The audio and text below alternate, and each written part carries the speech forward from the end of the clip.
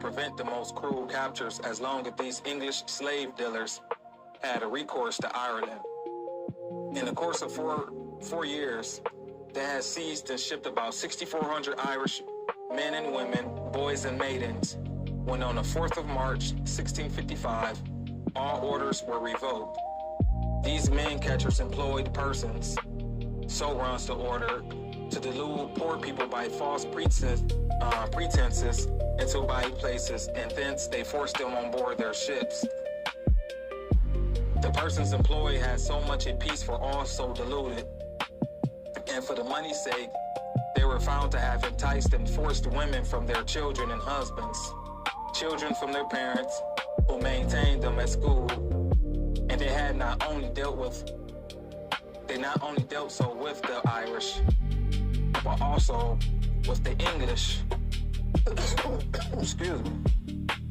Which last was the true cause, probably of the commissioners for Ireland putting an end to these proceedings. This point will recur later. Prendergast continues, yet not quite an end. In 1655, Admiral Penn added Jamaica to the Empire of England. All right, so England or Jamaica became part of the Empire of England in 1655. And colonists being wanted, the Lord Protector applied to the Lord Henry Cromwell, then Major General of the forces in Ireland, to engage 1,500 of the soldiers of the army in Ireland to go thither as planters and to secure 1,000 young Irish girls. Irish wenches is Secretary Thurlow's term. To be sent there also, Henry Cromwell answered that there will be no difficulty, only that force must be used in taking them. And he suggested the addition of from 1,500 to 2,000 boys and from 12 to 14 years of age.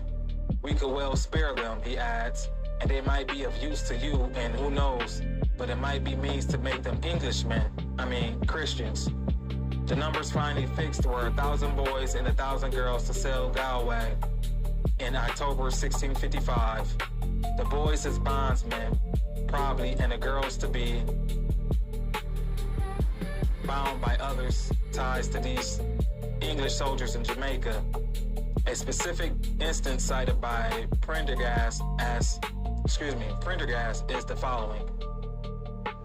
Daniel Connery, a gentleman of Clare, was sentenced in the Morrison presence to banishment in 1657 by Colonel Henry Inglesby for harboring a priest. This gentleman was a wife and 12 children, or this gentleman has a wife and 12 children.